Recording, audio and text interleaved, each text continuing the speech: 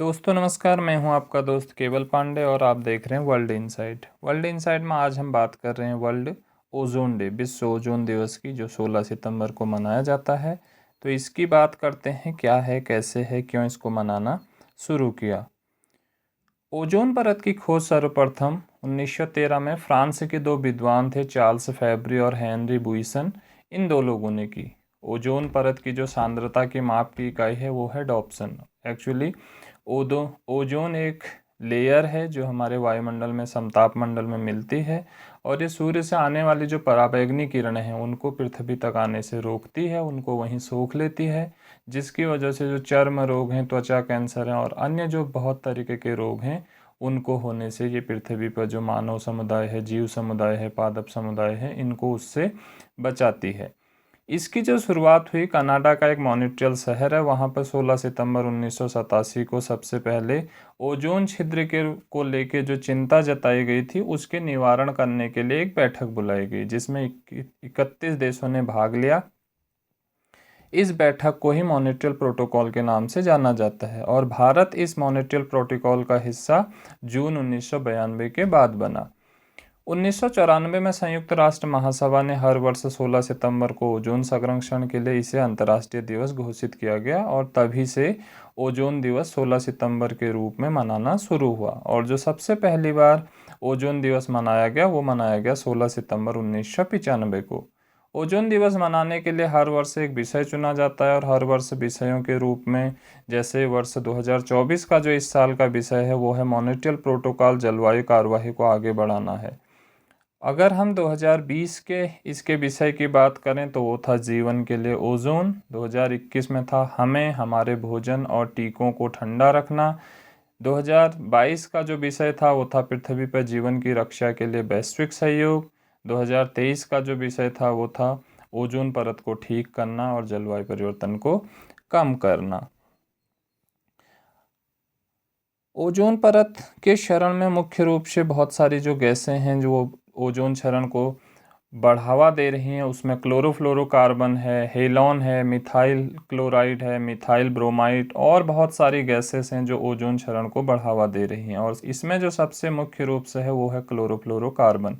तो इसी क्लोरोफ्लोरोकार्बन के एमिशन को कम करने के लिए हर साल 16 सितंबर को यह विश्व ओजोन दिवस मनाया जा रहा है। और इसमें एक लक्ष्य रखा गया था कि 2010 तक लगभग 95% से अधिक तक जो भी क्लोरोफ्लोरो एमिशंस है उसको कम करने पर बात की थी, जो लक्ष्य प्राप्त नहीं हो सका और आगे भी अभी उस लक्ष्य पर बात हो रही है। अब 2050 तक का लक्ष्य रखा गया है।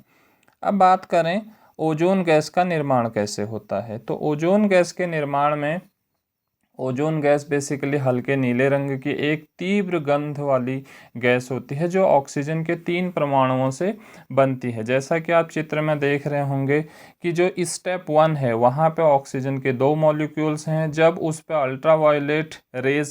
अल्ट्रावायलेट की सील रेज जब पड़ती है तो वो ये ऑक्सीजन के 2 अणुओं को अलग अलग एक एक अणु में बांट देती हैं। फिर ये 2 अणु एक तीसरे अणु के साथ मिलके ओजोन में कन्वर्ट होते हैं और ऐसे ही ये प्रक्रिया चलती रहती है। कभी ऑक्सीजन से ओजोन बनती है, कभी ओजोन से ऑक्सीजन का निर्माण होता है। ओजोन परत की अगर हम बात करें तो ओजोन परत वायुमंडल की जो समताप मंडल है, स्ट्रेटोस्फेयर है, वहाँ पर मुख्य रूप से 10 किलोमीटर से 50 किलोमीटर की मोटाई तक ये मिलती है, लेकिन जो इसका अधिकतम सांद्रण है वो है 15 किलोमीटर से 35 किलोमीटर के बीच में। ओजोन परत एक अदृश्य ढाल के रूप में कार्य करती है और हमें सूर्य से आने वाली जो पराबैंगनी किरणें हैं, अल्ट्रावायलेट रेज हैं, उनसे बचाती है, जिससे त्वचा कैंसर जैसी जो प्रमुख समस्याएं हैं उनसे मानव बचता है। अब 2 तरीके की ओजोन हमारे वायुमंडल में मिलती है। जो उच्च समताप मंडल में या उच्च वायुमंडलीय क्षेत्रों में मिलती है उसको बोलते हैं गुड ओजोन, और जो निम्न क्षोभ मंडल में पाई जाती है उसको बोलते हैं बैड ओजोन। जो समताप मंडल में 90% तक ओजोन समाहित होती है, जो सूर्य से आने वाली पराबैंगनी किरणों से हमको बचाती है, that known as good ozone layer.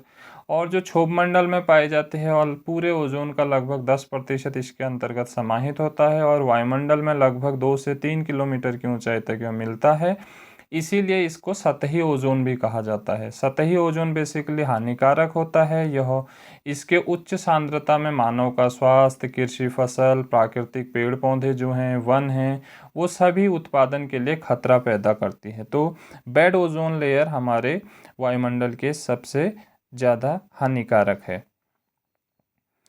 अब फटाफट हम बात करते हैं ओजोन ओजोन से संबंधित, ओजोन दिवस से संबंधित जो कुछ हमने समझा, जो कुछ हमने सीखा, उसको हम फटाफट कुछ प्रश्नोत्तरी के माध्यम से समझ लेते हैं। हमारा रिकैप भी हो जाएगा। पहला प्रश्न है, विश्व ओजोन दिवस कब मनाया जाता है? 19 सितंबर, 16 दिसंबर, 16 सितंबर या फिर 16 नवंबर? आप सभी को मालूम है, गौरतलब है कि 16 सितंबर को विश्व ओजोन दिवस मनाया जाता है। ओजोन क्षेत्र सर्वप्रथम 1980 के दशक में देखा गया था। कहाँ पर देखा गया था? यह देखा गया था अंटार्कटिक महाद्वीप, दक्षिणी ध्रुव में। ओजोन परत की खोज 1913 में चार्ल्स फैब्री और हेनरी बुइसन ने की थी। वो किस देश के थे? तो आप सभी को गौरतलब है कि वो फ्रांस के थे। ओजोन क्षेत्र हानिकारक है क्योंकि यह क्या करती है? यह पराबैंगनी किरणों को पृथ्वी पर आने से रोक देती है, इसलिए यह क्या है? यह ज़्यादा हानिकारक है ओजोन छिद्र।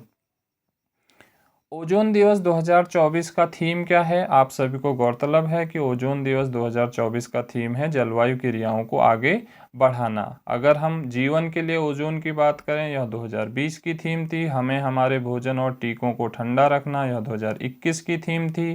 पृथ्वी पर जीवन की रक्षा के लिए वैश्विक सहयोग, यह 2022 की थीम थी। और ओजोन परत को ठीक करना और जलवायु परिवर्तन को कम करना, यह 2023 की थीम थी। अधिकतम ओजोन क्षरण कहाँ देखा गया है? तो आपको गौरतलब है कि यह दक्षिणी ध्रुव में देखा गया है, क्योंकि दक्षिणी ध्रुव में ही हमारा अंटार्कटिक महाद्वीप है। पृथ्वी के वायुमंडल में किस परत में ओजोन पाई जाती है? तो सर्वाधिक ओजोन हमारे समताप मंडल में पाई जाती है, जिसको हम गुड ओजोन के रूप में जान रहे हैं। अगर हम सतही ओजोन की बात करेंगे तो यह क्षोभ मंडल में 2 से 3 किलोमीटर के रूप में मुख्यतः मिलती है। और अगर हम गुड ओजोन लेयर की बात करें, जो हमारे पास पराबैंगनी किरणों को आने से रोक रही है, वह समताप मंडल में मिलती है, जिसकी अधिकतम जो सांद्रता है वह 15 से 35 किलोमीटर के मध्य में मिलती है। हालांकि 10 से 50 किलोमीटर के बीच में ओजोन हमको मिलती है। ओजोन क्षरण के लिए कौन सा रसायन जिम्मेदार है? तो सबसे ज़्यादा जो ओजोन क्षरण के लिए जिम्मेदार है वो है क्लोरोफ्लोरोकार्बन। आशा करता हूँ आप सभी को ये बातें समझ में आएंगी। और ओजोन दिवस का जो इस साल का हमारा थीम है जलवायु क्रियाओं को बढ़ावा देना, यह आप सब लोग अच्छे से समझ के इस पे कार्रवाई करेंगे। तब तक के लिए धन्यवाद। अगली कक्षा में फिर मिलेंगे।